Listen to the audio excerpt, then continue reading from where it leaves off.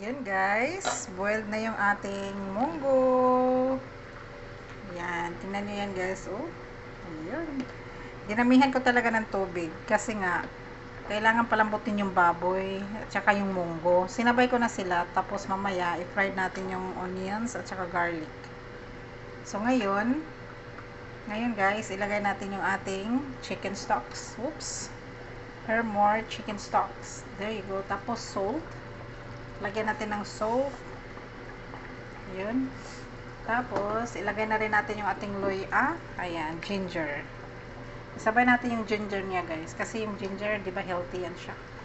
Always healthy yung ginger. Ayan. So, ayan, nakita niyo yan, guys. Matigas pa, oh. Yung munggo nga lang, oh. Ayan, buo-buo pa. So, hindi pa siya soft. So, hayaan muna natin siya dyang mag-boil. Oh, di ba? So, yan. Takpan ulit natin ang ating munggo.